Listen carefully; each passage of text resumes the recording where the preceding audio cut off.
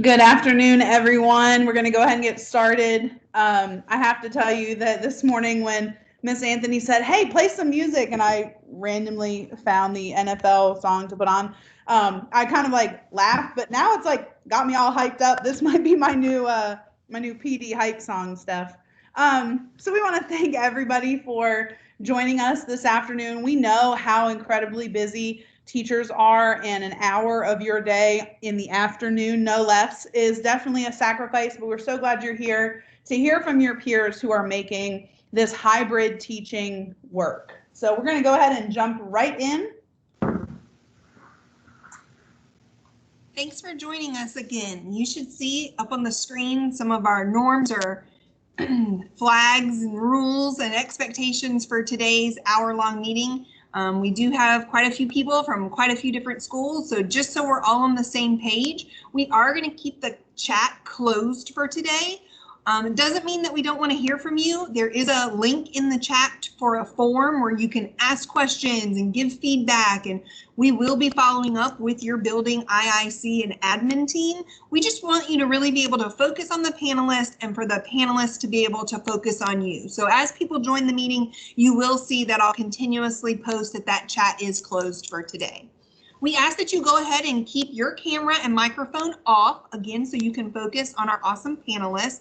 And we will ask after introductions that our panelists keep their cameras on so their photos can come up at the bottom of your screen and you can see that these are real life teachers really living through the hybrid model. Finally, I just want to remind you that everything we share here today, it's just an idea. It's just what we've put into practice just a couple weeks into 6th grade doing hybrid. It's nothing positive, it's nothing for sure, it's nothing absolute, I should say. It's not the golden rule, this will definitely work. It's like, hey, why don't you try it? And if you decide after you've tried it a couple times that doesn't work for you, don't worry about it. Same goes for today's meeting. We hope that you keep a piece of paper out and jot down as many good ideas that come to you. But if there comes a point where you have to step out, we totally understand. That's the beauty of a Teams meeting. You can scoot out with anybody noticing, not like when meetings were held in your building, right? And you tried to sit by the door. All right, I'm going to go ahead and let Lori continue. Thanks, Steph.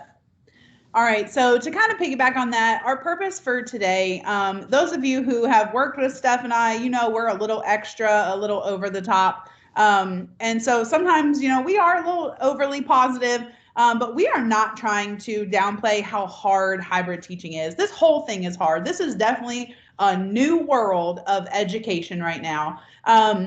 So we are not trying to downplay it. There's no toxic positivity here.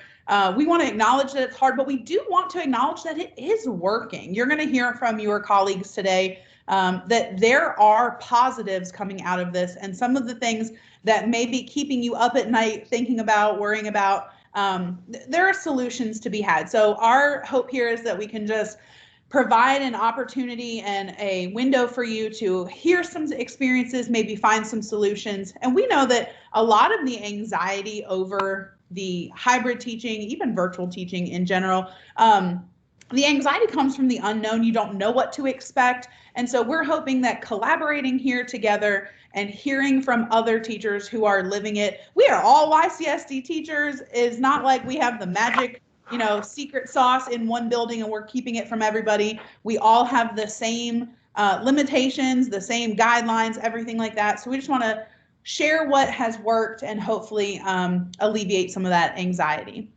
So I love this quote. I wanted to throw this in here. If we only focus on the problems today, that's all we're going to see. We do really want to focus on the things that are working and the positives that have come out of this. It is not perfect, but it's working, and there have been a lot of bright spots come out of it. So we hope that as we work through this today, you see some of those bright spots start to emerge.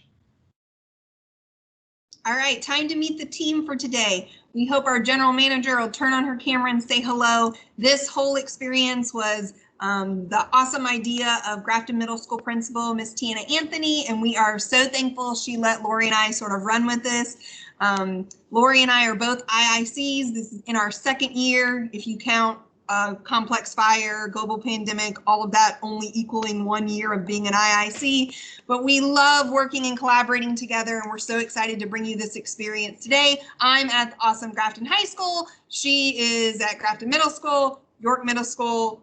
Got to throw YRA in there. So definitely very, very busy lady. And we want to very quickly give our panelists a chance to turn on their cameras, introduce themselves, really so you see that this panel is full of a variety of experiences.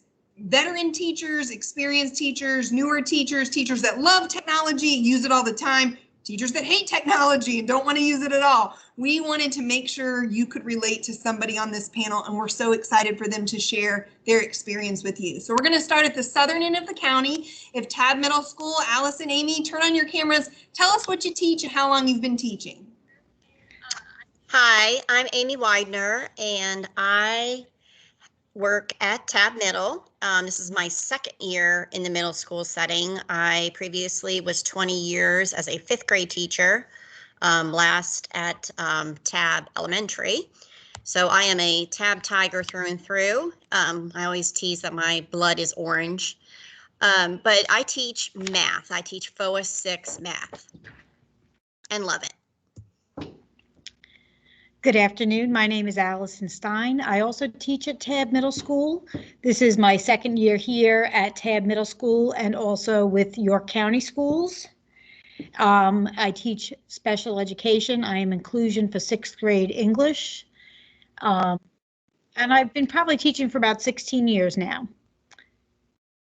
All right, thank you. Shout outs from Tiger Country. Where are my Clippers at? Mr. Dodge, Miss Lee, Miss Williams, introduce yourselves. Hello, good afternoon. I'm Mr. Dodge. I have been teaching at Grafton Middle School for a couple of years now, and I've been teaching for 14 years overall. I've had 4 years at the high school level and 10 years at the middle school level. Hey everyone, Andrea Lee. I am a 6th grade science teacher this year at Grafton Middle School. Shout out to my math teachers because I taught math for 17 years prior to making the switch. I was at York Middle for 1 year as well, but I have the pleasure and honor of working with Miss Anthony, the general manager of today, with Lori, whom I just think the world of, Mr. Dodge and Miss Williams. You guys are in for a treat. I've got my pen handy. Looking forward to learning with you guys.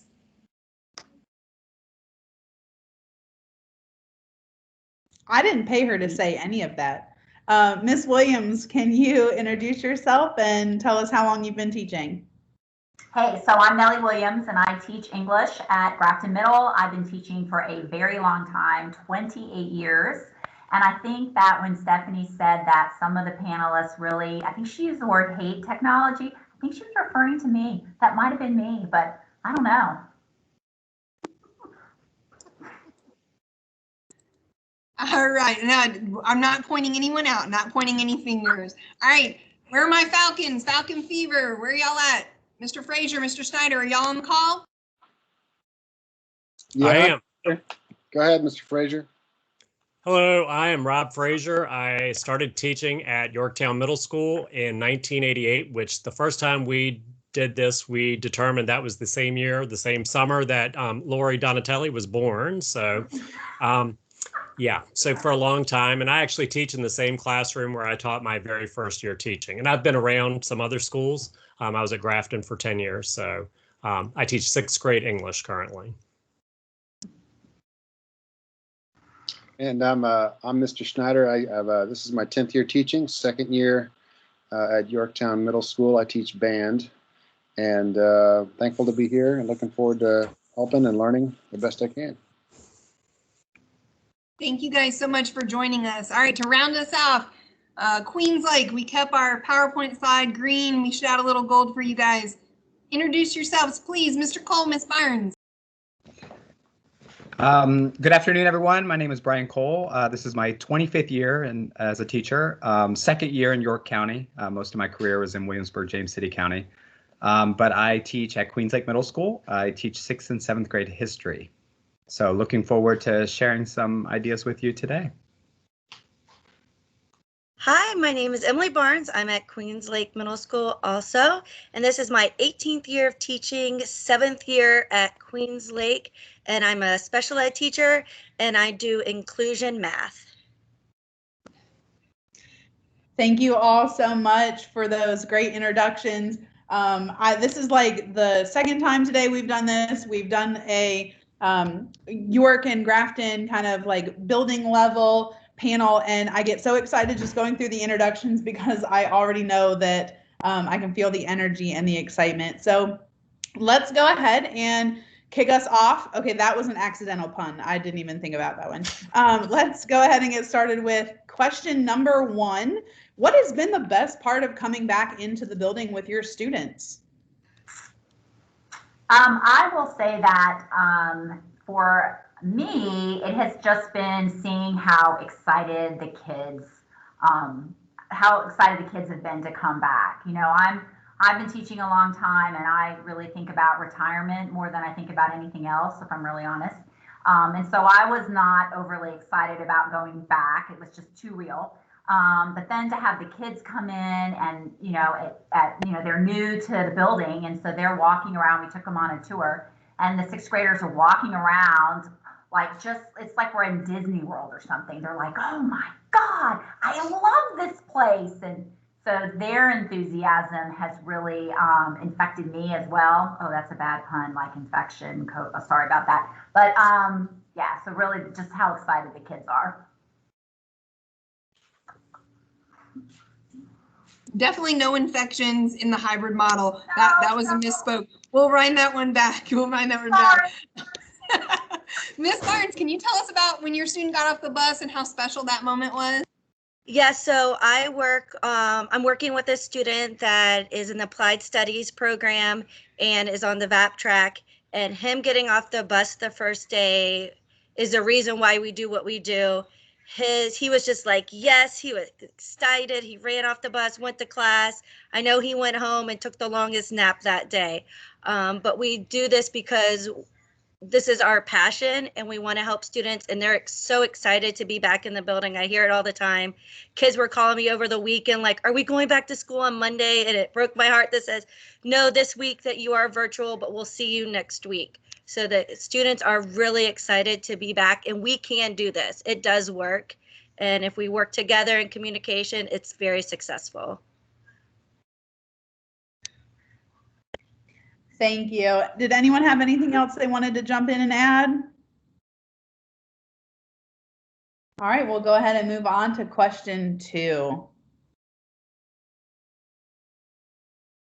Steph, you want to take this one? Sure. I think this is one of the top questions that teachers that have not attempted hybrid yet want to know. How do you manage the kids in the room in front of you and the kids at home all at the same time? How do you make sure everyone is getting what they need and you're on top of things? How do you juggle both groups? So I see this as the most challenging. Definitely, if you're on and you're a special ed teacher, you're saying, how do you do this? How do you do both at the same time? How do you service your kids that are in the building and virtually? So I problem solved with Will Bennett, and we came up with using iPads. I know you can use your phone. It's a lot smaller, but we've taken out the iPads, put Teams and Canvas so that we can walk around the room and help our students and be on a device at the same time. So if the kids have questions, it's easily accessible to answer them and work with the kids in front of you, because the kids that are in front of you, you don't want them always to be on the computer. They're in person for a reason. So we kind of want them to step back from using their device and doing more in-person activities, but then you also can interact with the kids online too.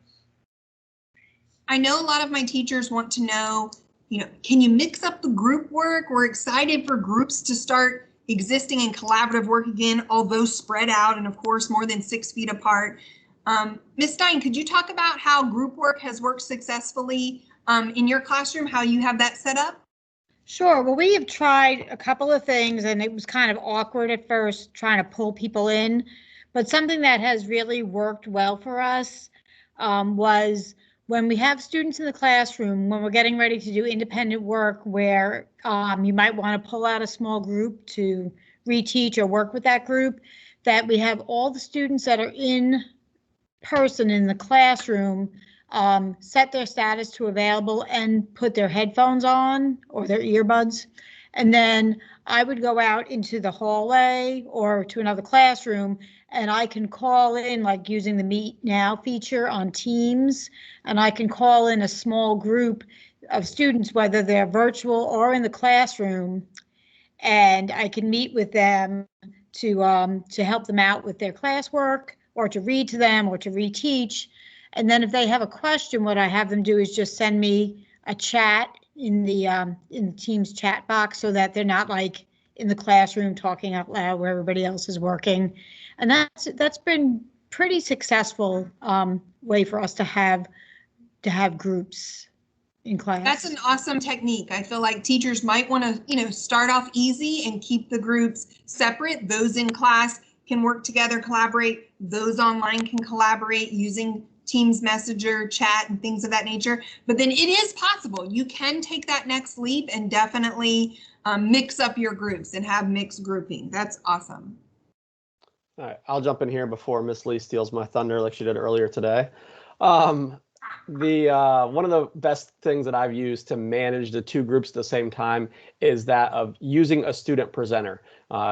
From the people that are inside the classroom, I choose one student each day, kind of give them a job. I know it's very elementary, and I thought so at the beginning too, but it's been very effective, and it's effective for me both here. I think it'll be effective for even the high school level as well, of just choosing a student and making them a presenter in your class. It almost gives you a co-teacher, and their whole role is to let people into the class from the lobby. So as I'm doing things around the room, as I'm cleaning the desks, getting kids in the room, monitoring the hallway, whatever it may be, they're there in the lobby, actually allowing other students in the lobby to be a part of class. And that's been a great help, because the students that are in the lobby are the ones that seem to be the most frustrated because they don't know what's going on. So they're panicking that they can't get into class. And with the 7 minutes in between the classes, it does allow them a long time to start panicking and start calling the school and sending emails and messages and Teams and stuff that they can't get in. So creating a student presenter has been very helpful for me. And I'll piggyback off of what Mr. Dodge said. I learned this strategy from him the first time we did this. And so I took it immediately back to Yorktown Middle School. I call my person a team leader, and the kids are super excited to be the team leader. And at first, I only allowed the students in the classroom to be the team leader, who were letting people in from the lobby and notifying me if someone had their hand raised. But this week, even though we're on virtual, I've allowed virtual students to be team leaders, and it has worked. So I feel like it can be a mix of the kids at school and the totally virtual kids to be my team leaders. That has been probably the best takeaway from our communication that I've gotten. It's a huge help to have a student who is a presenter who is assisting me just with the tasks of letting people in, or letting me know when someone has their hand raised, or any of those things. So it was a great idea, Aaron. And I'm going to jump in too, because since Mr. Frazier started doing that from Mr. Dodge, I also just last week, Friday, started doing that also. And if you're listening right now, whoever's listening and thinking, wow, it would take work to learn how to, make kids a leader so they can do this and that and the other thing. If for no other reason than just simply the fact that they're the only ones that can interrupt you. Think about that while you're teaching something and all the kids come out, oh, someone's got a question, or, someone wrote in the chat box and you're not answering. Just to have one person who's allowed to interrupt you and say, Mr. Schneider, we have a question here from so-and-so and you missed it. And that way it helps you keep going. It actually speeds you up. If you take the time to learn how to do these things, it can make you faster as a teacher. And that's kind of the main thing we're talking about here, is what speeds us up, not just what slows us down. Thank you all. I think that those are some great suggestions. And I love, Mr. Frazier, how you shared how this has been beneficial for you as well.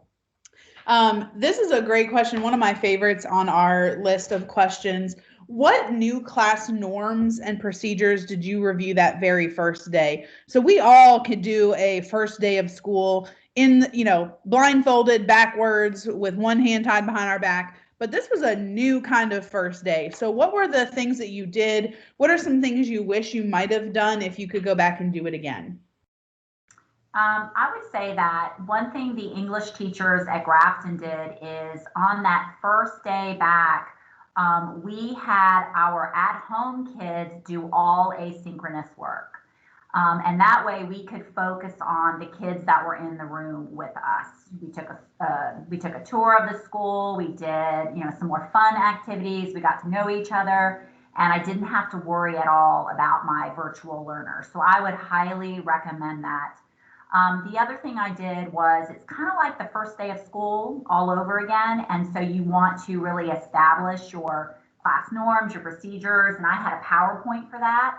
And we talked all about the focus of it was safety and masks, why we wear masks, when you have to wear your mask, when you can take your mask off, social distancing. So I kind of directly taught that to them using a PowerPoint. And I think it was good to really just lay it down so they all know what the expectations are. And so those two things were very effective, I think.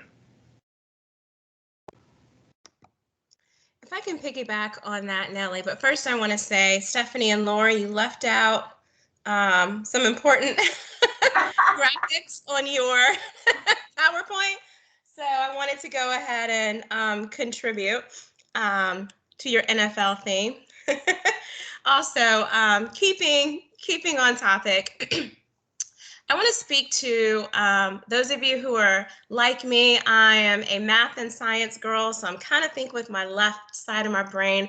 And Nellie, I wish I had done what you in the English department did. I was focused on let's keep instruction going. Let's make sure those home kids, I call them my home girls and my homeboys, are doing the same thing as my in-person students.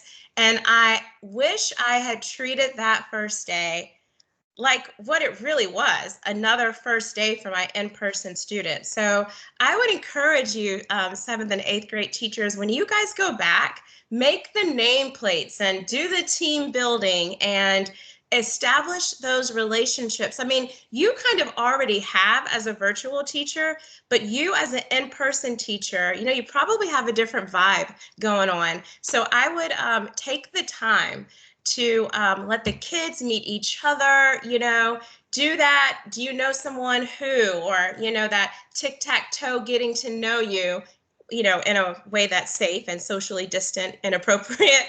But do those things, because that's going to go miles and give you some traction later on in the year when, it's really relationship that fills in the gaps when times get rough with that learning and that instruction. So do that. Don't do what I did. Do that. Miss Lee, I so appreciate that openness and that honesty. Again, we are building the plane while we're flying it. And so I think it is just so great to hear from someone who has experienced it and said, hey, I would do this differently. We do have a fair amount of high school teachers on the call. I'm going to admit that I'm a 11-year veteran of middle school. I don't like them once they get to 9th grade. I really like them when they're weird and quirky in middle school. But those same types of first day activities, whatever you do on that first day, if you're not making nameplates in high school, that's fine. But those get to know you games and activities are really, really where it's at. So definitely holds across all grade levels. And Lori, if I could add, one of the things that made it easier at Queens Lake was we, through our admin team, developed the first block teachers were the ones who went over the safety protocols that first day, keeping your mask on and things like that. The second block teachers were the ones who gave the tour of the building, and they even did it virtually with their iPads, showing the students at home the building itself. So something like that, making it easier and knowing that first block teachers do this, second block teachers do this, third block teachers do this. That's a great idea. Thank you so much for sharing that. That's another way to do. I think that's fantastic, really taking that team approach. Ms. Bean, do you want to take question 4 for us? For sure. So we know that hook. We know whatever you use to get students' attention right away, right when they walk in the door, whether it's a do now or a warm up, it is important, and it definitely sets the tone for your block, for your lesson. So we want to ask the panel, how do you start class in a way that involves and engages both groups of students at the exact same time? Mr. Cole, do you want to share for us? Sure. So I always have a warm-up question that the students start off with. I started that at the beginning of the year with my virtual students, and now that we're in the hybrid mode, I have some of my virtual students who are antsy to get into class, even when my in-person students aren't there yet. And so I always have a warm-up question posted for them that they can respond to, and it's very open-ended. It's very opinionated. There's no right or wrong answer. And it usually is geared towards focusing in on what we're going to learn in history for that day. And so students are able to share out both in the virtual world and even in the classroom. And so, it's kind of hard if you're sitting all the way in the back. Sorry, that's my dog. If you're sitting all the way in the back for students in the virtual world to be able to hear you. So I kind of have a quarantined area where students can step up. They have their masks on still, and they can respond to that question and share out. And so the students, both in and virtually, can hear them. So that's sort of helped me get started for my day.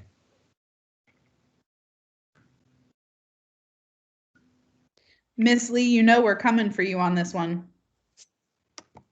Hey, sorry, I'm literally over here getting my daughter into her Teams meeting. So like real life hybrid instruction and teaching. But I do want to share this real quick. One fun way and engaging way that I have used in my class to get all of my students engaged and really to turn their cameras on, because even with us, I'll speak for myself, as soon as I'm done talking, I click that little button that turns the camera off. But we will get together. I'll tell them to turn their cameras on. I'll hit that together mode and share my screen. And then we just try to dap it out. Like, when they're there in that stadium seating, that VIP seating with you and all of their classmates, it's just a fun way to get our folks in person and at home to feel like they are in the same space. Yay, we're doing it. So this is my favorite part of the panel. Hopefully no one has ruined the surprise from earlier today. If I could get each of you to, I'm talking to you like in the participants, not just our panelists. This is exactly what Miss Lee is talking about, how she includes that together mode. And then we start high-fiving. Will, high five over here. High five. Is that Amy High over five, here? Will, yeah. High five, you guys. Getting some excitement going. All right, Dodge. Up top. Up top, Dodge. It This really is a great is brain break for your entertaining kids. to like try to like make it work so that you can, reach out, high five someone. All right, I got everybody in there. Oh, hold on, I forgot to take my screenshot. Everybody smile. As everybody jumps off the screen, they're like, no. You didn't say anything about screenshots, Donatelli. All right, we'll go ahead and keep moving, but you can imagine even your high school students are so excited to do that type of thing. They are going to grumble a little bit in the beginning. They're going to think it's a little corny, but you would be amazed at how excited the kids get when they do that. So go ahead. I'm going to let the panelists take it back over. Well, I'll jump in off what Miss Lee said, that this is an opportunity, guys, whenever your kids come back, whether you teach high school, middle school, 7th, 8th grade, whatever, this is your opportunity to sell your product. And just coming from an elective teacher, I'm a band teacher, but I see there's some elective. What's up, Jen Agnew? Shout out to Jen Agnew, drama teacher. You're competing for their interest too, because they can, if they want to, drop your class. So they need to see your passion, right? So, like in band, when they show up, I'm blaring music. I'm not just playing music. I'm playing music loudly. And it's music that they might play either in middle school, or they might play when they get up to York High with Mr. Purvis. And I'll just let them know what the grade level of the music is and how difficult it is and when they might play it in their career. And it just gets them real excited. And so that's one way to get them rolling. And then I think it was, I can't remember, I think it was at Mr. Call, somebody just mentioned how you have a question. We do a question too, but we do it kind of in a way that Miss Lee was talking about to try to get them to get their screens on, or at least their microphone on. I'll ask a stupid question, and they need to respond by answering the question. And that's how we take roll. We don't take roll just by pencil and paper or by looking at the list at the end of the hour. I take roll by actually kids responding not just with here or present or yo or what's up. They respond with the answer to the question. So this week the question was, well, Thanksgiving is over. Have you put up any holiday lights yet? Any Christmas lights, any Kwanzaa lights or Hanukkah lights? Have you put up anything in your house yet? And that was their question. And that's how they responded. So it gets them all engaged, even if they're at home. Awesome. Thank you so much. We're going to keep moving on. We've got some great questions still to come. So when we talk about this hybrid scenario, what are we doing with technology? We've got kids bringing technology in. How's that working? How have you found ways to manage? I guess I'll go ahead and start. The big thing to worry about with technology, I think, is that of keeping your laptops and any devices charged. Our student laptops, they are going to die. There's going to be issues by the end of the day if they don't do anything with them throughout the day. So we're already setting up our classrooms in social distancing style differently than we've ever done it before in most cases. So try to place desks around the outside of the room where your outlets are. Your school will probably provide you a power strip or two, not enough for every student, but enough to get by. And one of the things to keep in mind is to train our students right now to keep your laptops charged. Charge it overnight. And then if you have them in first block, I know you're at 100% or at 90%, but you can still be charging them, because when you get into the end of the day, you may not be sitting in that next to the outlets, and you may need that charge. So to be proactive in keeping your devices charged is key, and to really push them to do that earlier on in the day, so that way when they get to the end of the day, it works well for them. With that, we know there are students that will not have their devices charged regularly, not only because of maybe some irresponsibility, we have those students, but we also have, devices that are dinosaurs. So they aren't going to hold a charge. So try to keep those students in mind. You will figure them out right away. It'll be a consistent thing. So try to maybe move their seat permanently to one of those outer rung desks that allow them to charge every single block, because you're going to have those issues versus waiting till you're in the middle of class and possibly have to move students around and then cleaning 2 desks or worry about that all later on. Be proactive in where you're seating students and teach them to be proactive as well. Mr. Cole, do you want to talk about your command center? Sure. Yeah. So I use our principal, Ms. Goodwin, gave all the teachers, the 6th grade teachers, student laptops that have the cameras on them. So I use my iStation, the computer that's set up there, as sort of, the students termed it the command center. So I have my laptop seated next to the computer on the iStation itself, and so I use the laptop mainly for presentation purposes. And then I can quickly take attendance on the iStation computer. I can also switch over and monitor the chat, although listening to Mr. Schneider, Mr. Frazier, Mr. Dodge, I like their idea of making a student leader. So even I'm learning from this panel discussion. So I can monitor the chat there. I've got my students and their presentation on the laptop itself. And if you plug in the laptop to the USB port, you can actually hear the students over the speaker, even without plugging the speakers in. Although you do have to do a little bit of a change on the a little bit of a change in the settings on Microsoft Teams, but it's fairly easy. So, that's kind of my main teaching area.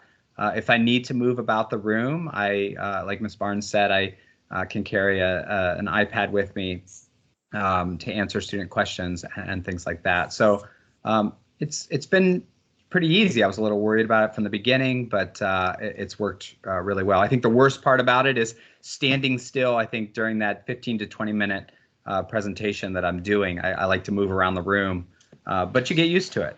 You adapt in this age. I love your reflection on that, Mr. Cole. And yeah, I mean, this is not ideal. It's not what we're used to, but again, our theme today is making it work. Ms. Bean, do you want to take this one?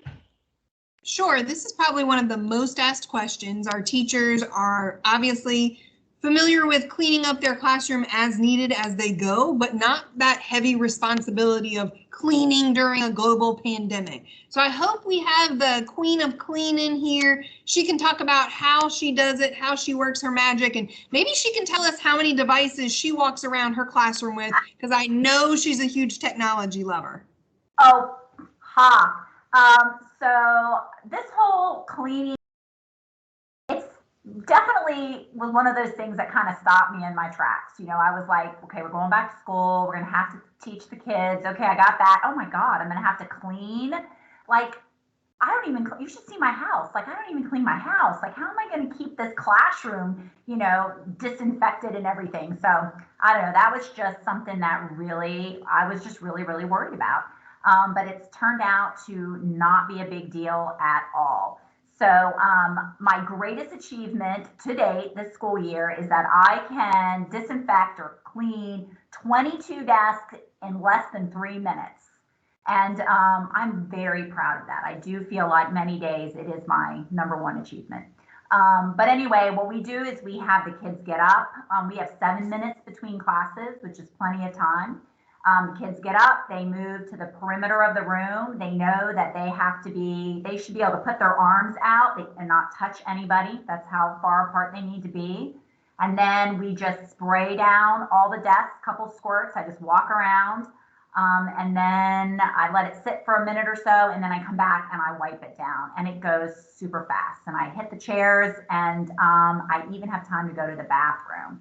And so after the first week of cleaning 22 desks, even though I don't have 22 students in my room, I came up with a little system to really help me. But I'm going to let Mr. Frazier talk about it because he figured it out too.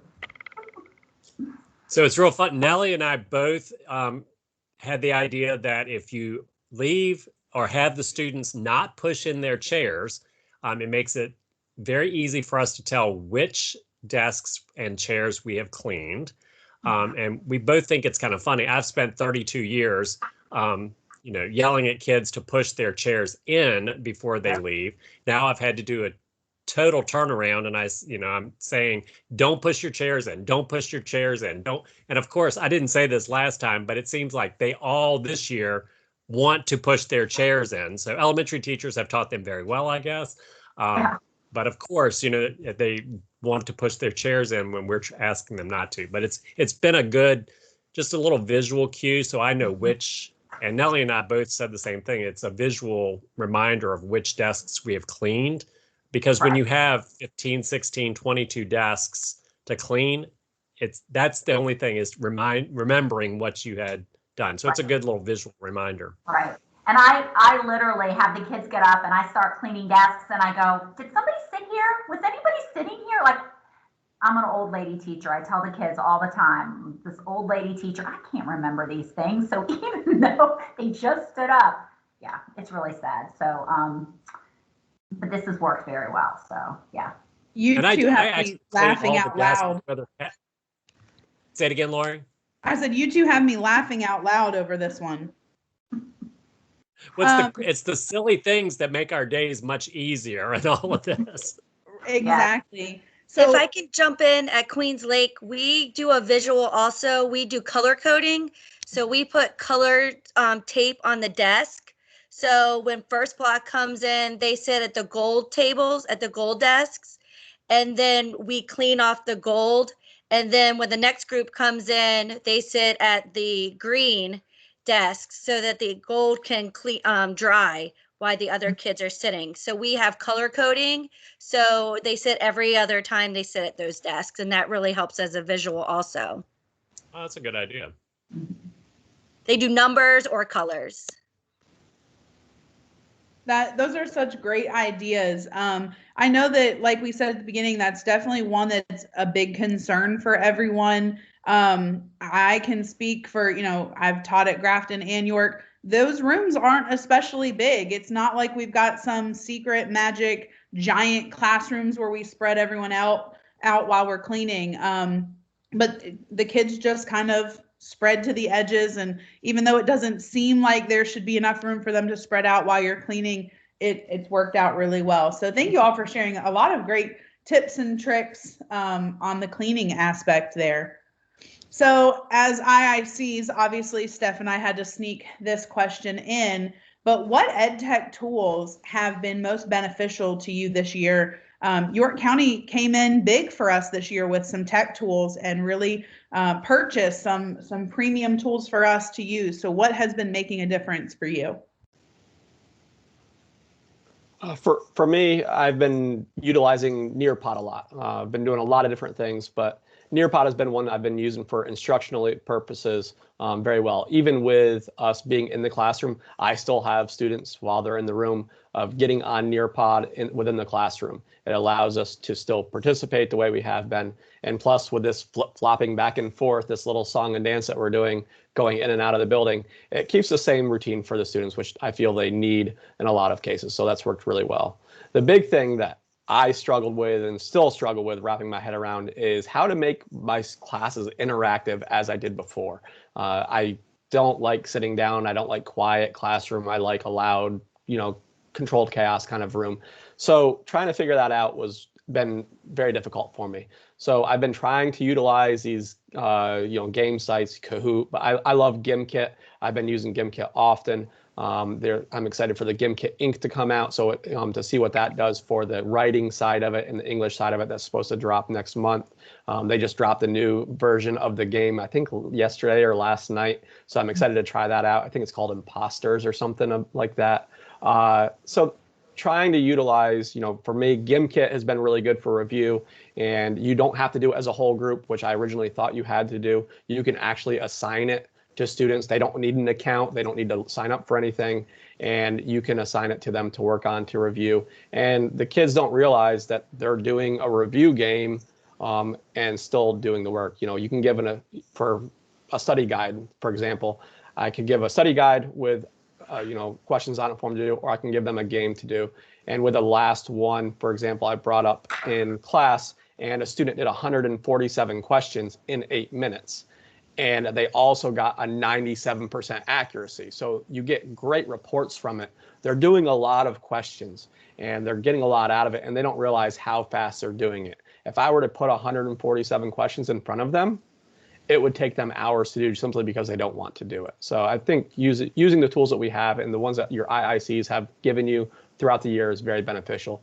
I know it's been a very scary, daunting year, but as we've gotten control of Canvas, if you want to go back and look at what your IICs have given you from the beginning of the year, that is a really good idea to do. Since you're more comfortable with the Canvas and stuff now, you can go back and see what other resources that maybe we forgot about that existed out there. I would also like to shout out to Padlet. I use Padlet probably every single day. I love Nearpod also. Padlet is fantastic. It is so easy to make them. And you just post a question and the kids just click, and it's kind of a message board, and they write their answers to whatever it is you ask. They can comment on each other's, they can like each other's, and you see it it's like live. It's like everybody's responses just all start popping up on the screen. And I absolutely love it. You can just kind of look at it and just see what the kids are thinking. They, sometimes it's a fun question. Sometimes I'm actually asking about things we've been reading. So So I love Padlet. One other thing I wanted to say before, but I thought I would wait until now, is that, like I said before, in case you didn't know, I'm the old lady teacher. And so when it comes to technology, I like technology a lot, but I'm not always super confident with it.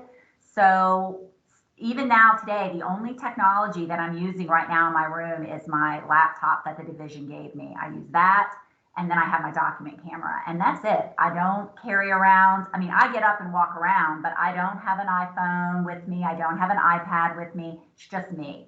And it works. You know, the kids at home, they see that my chair is empty. And so a lot of times they will just unmute themselves and they'll just call Miss Williams, and I can hear them. You know, I might be at the back of the room, but I'll hear that voice and I'll call, like I thought we were in the regular classroom.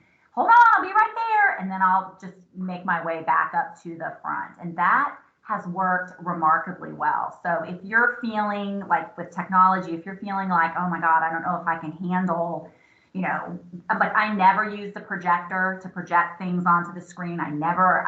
Sometimes I look at that HDMI cord that's sitting there and I just look at it and I'm like, I think I'm supposed to do something. I don't even know. So you can do this and do it well and be low tech. It can still work. So anyway, I just wanted to throw that in. Can I chime in one thing? Say one thing. First of all, Nellie, you are an awesome, like, techno-savvy educator. Do not let her fool you, you guys. Miss Williams is doing her thing with distance learning. I ask you questions, so. I did want to add one thing that I've just started using is, well, I've used it before and I've just started using it again, is Screencast-O-Matic. Mm-hmm. It is a free screen recording tool. And the awesome thing about it is that you can record your introduction. You can show everything that's on your screen from your Canvas page, which links to click. You can do your notes. And the cool thing about that is that you can make a video for your kind of fast-paced learners who, you know, kind of get it quickly. Send them out of Teams to watch that video and then stay in Teams with a small group who could benefit from you teaching through it just in a smaller setting. So I teach science. I don't always have a co-teacher in our classes. And that has been an excellent tool that I've just remembered about this year. So just another tool for you guys to think about. And I use Screencast-O-Matic. There's Screencast-ify, and you can only do a 5-minute video. Screencast-O-Matic will let you do 15 minutes. So that is, that's why Screencast-O-Matic is better. So I just put you both on my to-do list because you can do that in Canvas. So I'm gonna send you my video again because you have unlimited everything in Canvas Studio, and then you can just embed it right into your modules and such. All right, so we are running out of time, so we're gonna keep on moving. Ms. Bean, you want to take this one or? For sure. This is an important question because we've got to support all learners, all students, and we really want to hear from some of our teachers that are on the panel. How have you been using paras? How is co-teaching going? What do groups look like for remediation? Please share with us what's working. So as a special ed teacher, this is very, very important because students have to be served and receive their minutes that are in their IEP. So you have to be proactive with this, really. We have set places within the school that the paras can go and teachers, sped teachers for small group, if the kids are in person, that we can pull those students and bring our laptops and meet with small group with the kids that are virtual and in person. And in academic lab, you want to make it a little different and fun for those students that are in the classroom with you. So I make them teachers. And so they will sit in different parts of the room so they can hear the people that are on the computer with them, and they share their screen. I give them the activity. We did an escape room activity, which they all love when they're in person. So I made it interactive. So they shared their screen and I could walk around and see every kid because the kids in the room I could look on their screen and see the kids that were home. So they really love this activity, and we're going to do that again. And another thing I forgot to mention in the first group is to make sure when we're doing Mastery Connect that all students that need read aloud have that before we get to a test. So it's really big on communicating with the gen ed teacher and the special ed teacher that all the accommodations are there for the students. Even if they have immersive reader and Canvas, that we're all prepared before we get to the activity. And that's very important.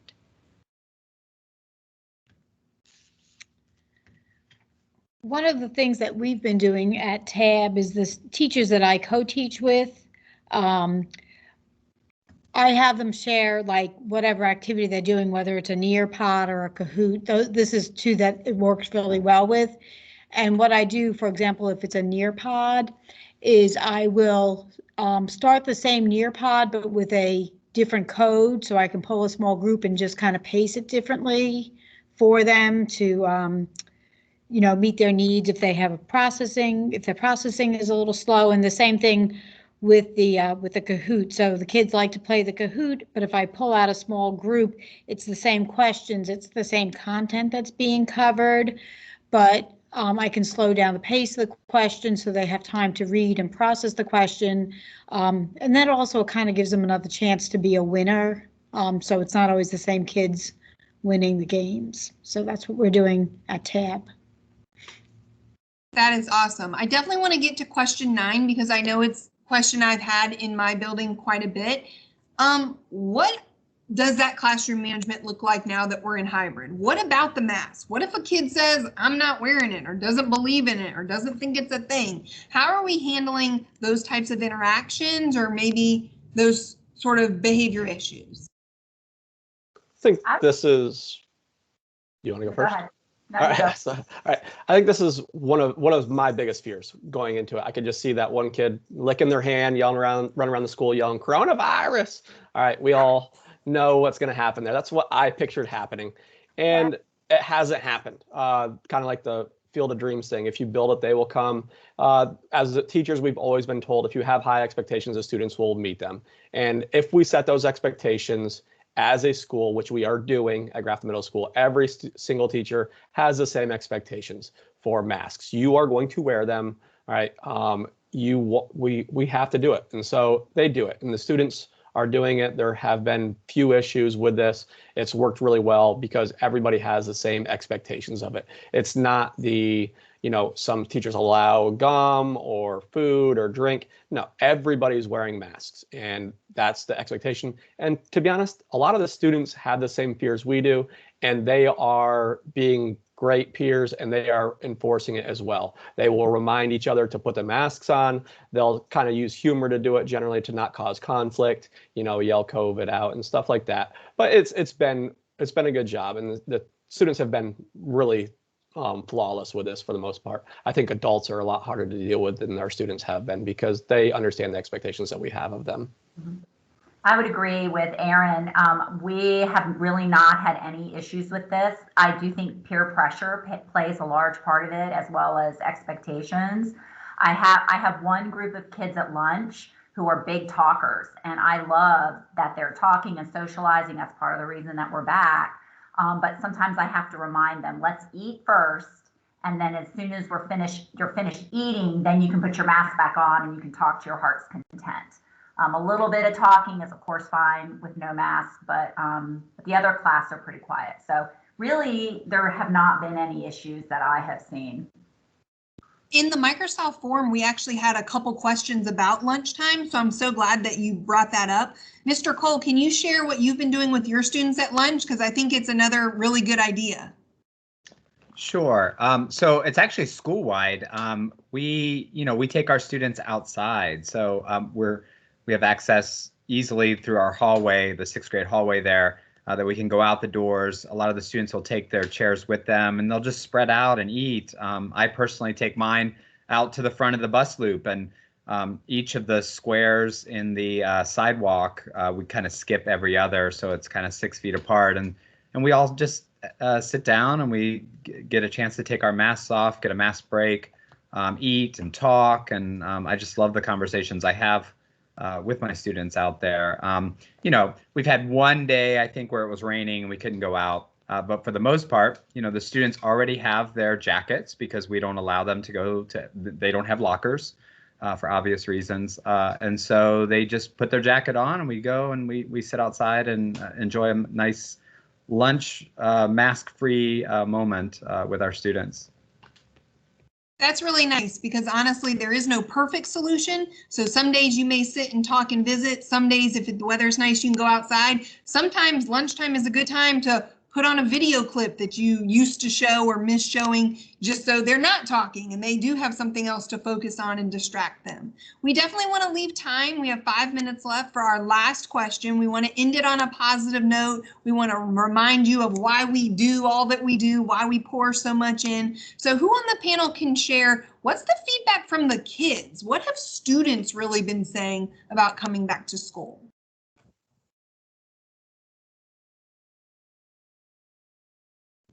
Nothing. They say nothing. No, I'm just kidding. Not true. Not true. Not Oh true. my Lord, my heart just stopped. Like Nellie's going rogue on the last one. They say nothing. No, they say a lot. They are so excited. I can't, it's hard to put it into words how happy they are. And some of my ones that are, you know, kind of cooler kids, you know, maybe they at first, the first couple days back where they were a little bit more stone faced, even they have started to kind of melt a little bit, and they're just happy to be back, and it makes it all worthwhile. Yeah, I would agree with that. I would say that some kids that I had that were virtual, you know, weren't doing any work, and just I couldn't get through to them. Like since they've been in the building, you know, they're paying attention, they're on their assignments, and you know, it's just a game changer for them. That you know, they're much more responsive, and you know, total turnaround from first quarter when they were completely virtual.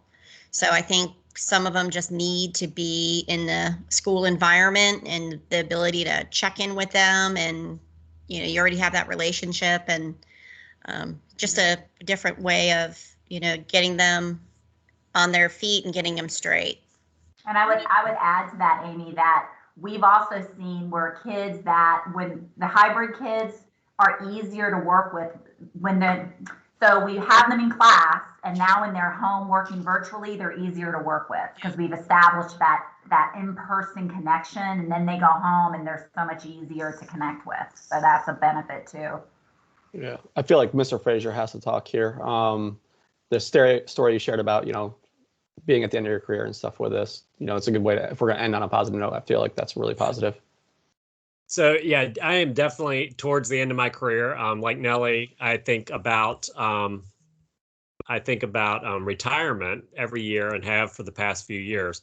But this has been I feel like a new teacher again. And a lot of it is feedback from the kids and the parents that it's a new teacher in a good way. It's kind of reminded, and Nellie and I have both said this, it's reminded us why we are actually teachers. That separation from students from March until October, you know, it made us all appreciate just the crazy things that we sometimes take for granted with middle school students, and I'm sure all of you with high school students as well. But that energy has been, it's been a real revitalization for my career. And yeah, so I think I'm going to teach another year. So that's a good thing. So that's good feedback. Feedback has come to me that was positive, that this is not the worst thing that has ever happened. So Nellie, don't you agree? Absolutely, 100%. Well, I don't know how we could end it on a better note. That was fantastic, and good news for me because I can still see you for another year, Mr. Fraser. Yeah, good news for me too to see you as well. Oh, you're too sweet. Rob, I think you need to do 5 more years. Let's do 1 year. Let's not push it, Nellie. We're just going. This one counts for 4, I think. Okay. Yeah. He says no. I agree with that, Mr. Fraser. This is definitely 4 years in one. It's we been just want to let something, everyone. We want to let everyone know there is a link in the chat for you to give us a little feedback, how you liked this type of panel, this type of PD. And more importantly, we just want to say thank you so much to our teacher panelists that gave up several hours of their time, not only to prep and prepare for this, but to present 2 times today. And definitely want to thank all of our participants that were able to join us. We met with over 150 teachers today, and that is just incredible. So we hope that you are able to enjoy this nice, cold, gorgeous afternoon. And thank you guys so much for everything.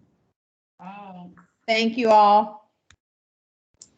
Thank you, Stephanie. Thank Thank you, you. Lori. Thank you. Fun. Thank Thank you. you, Stephanie.